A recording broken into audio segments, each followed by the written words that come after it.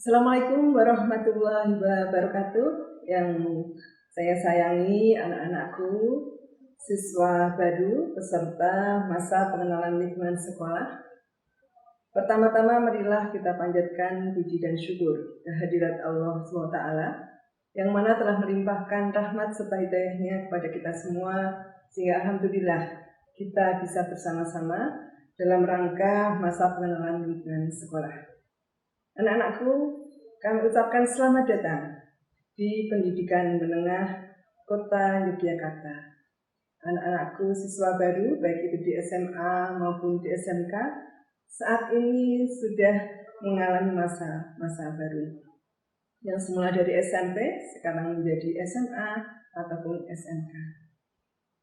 Anak-anakku beberapa hari ke depan akan mengikuti masa pengenalan lingkungan sekolah yang kita awali di tanggal 12 ini. Tentunya anak-anakku ingin tahu apa sih tujuan dari masa pengenalan lingkungan sekolah tersebut. Yang pertama tentunya memperkenalkan siswa baru pada seluruh komponen beserta aturan-aturannya di sekolah. Misalnya terkaitannya dengan norma, budaya, kemudian juga terkait dengan tata tertib. Selanjutnya, tentunya untuk menanamkan wawasan kepada anak-anakku tentang Yatan Mandala atau hak dan kewajiban anak-anakku ketika bersekolah. Kemudian tentunya juga anakku akan tahu nantinya bagaimana sih atau apakah fungsi dari siswa, guru, kemudian sekolah. Kemudian juga dalam rangka menanamkan sikap mental, spiritual, kemudian juga budi pekerti yang baik, serta tanggung jawab dan juga toleransi. Nah, tujuan yang ketiga anak-anakku kaitannya dengan MPLS ini adalah meningkatkan kepedulian siswa baru terhadap masalah lingkungan untuk menciptakan lingkungan sekolah yang baik, yang bersih, yang tertib, kemudian juga sekolah hijau, kemudian juga aman dan sekolah yang nyaman. Tentunya selama berlangsungnya masa perkenalan lingkungan sekolah ini, anak-anakku akan mendapatkan banyak informasi, banyak pengetahuan yang mana ini menjadi salah satu upaya kami dari pemerintah Kota Yogyakarta, terutama dari terkait dengan pendidikan ini, supaya anak-anakku paham seluk-beluk tentang sekolah yang sekarang anak-anakku ada di dalamnya. Nah, harapan kita bersama bahwa materi-materi yang diberikan ini akan menjadi suatu motivasi tersendiri untuk anak-anakku untuk kemudian bisa bersekolah dengan baik. Anak-anakku tahu bahwa saat ini kita dalam masa pandemi COVID-19, sesuatu yang ternyata luar biasa mempengaruhi dari lingkungan kita, termasuk bagaimana kita bersekolah.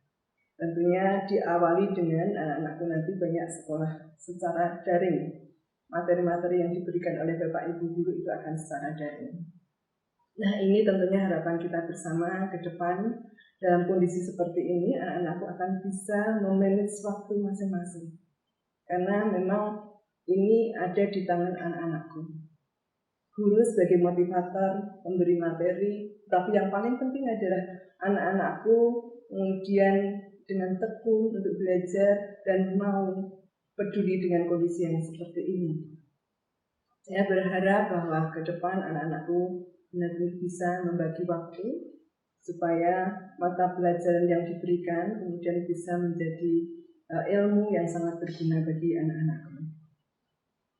Anak-anakku sekalian, kita berada di daerah istimewa Yogyakarta yang sering dikenal dengan daerah yang istimewa.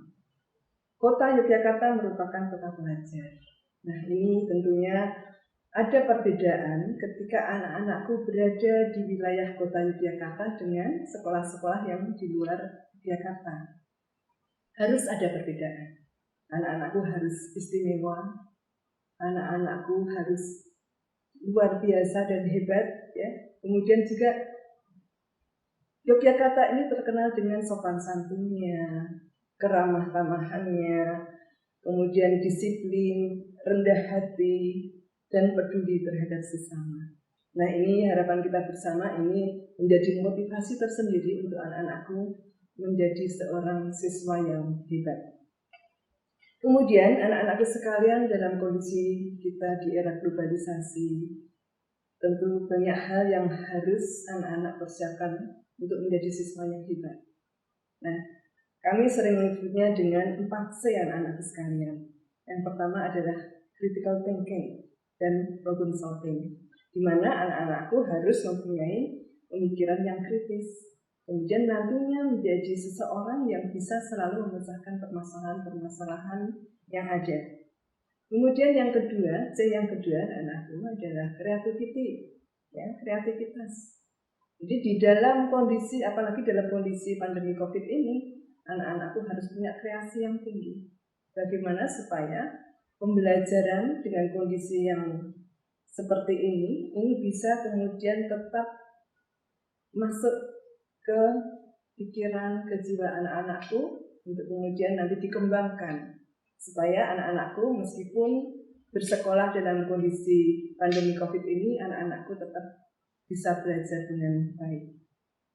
Kemudian yang ketiga adalah komunikasi ya anak-anakku. Jadi perlu adanya komunikasi yang efektif. Jadi anak-anakku jangan kemudian ketika kondisi seperti ini hanya selalu diam diri. Ketika Bapak Ibu memberi mata pelajaran, tidak pernah bertanya atau tidak pernah aktif untuk mencari tahu. Nah, ini tentunya harapan kami, harapan Ibu, anak-anakku bisa berkomunikasi atau mengkomunikasikan segala hal dengan baik kepada Bapak Ibu guru, yang tentunya beliau akan selalu mendampingi anak-anakku untuk memberikan pelajaran yang dibutuhkan oleh anak-anakku. Kemudian C yang keempat adalah collaboration atau kolaborasi, ya, kerjasama yang baik di sekolah dalam kondisi apapun. Ini tentu sangat diperlukan. Nah, harapan kita bersama bahwa anak-anakku selalu berupaya untuk bekerjasama dengan teman-temannya, dengan lingkungannya, agar anak-anakku menjadi anak yang hebat. Nah, barangkali tidak banyak yang saya sampaikan kepada anak-anakku, tapi harapan besar kami bahwa masa pengenalan lingkungan sekolah ini bisa dimanfaatkan dengan sebaik-baiknya oleh anak-anakku sekalian, dan kemudian anak-anakku kemudian berbekal ilmu pada masa pengenalan lingkungan sekolah ini akan menjadi para siswa yang hebat.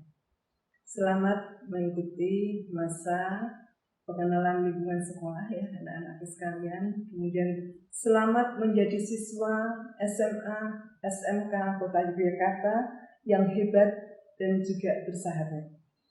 Selamat berjuang untuk menjadi putra bangsa yang hebat dan berguna bagi masyarakat serta bangsa kita Indonesia.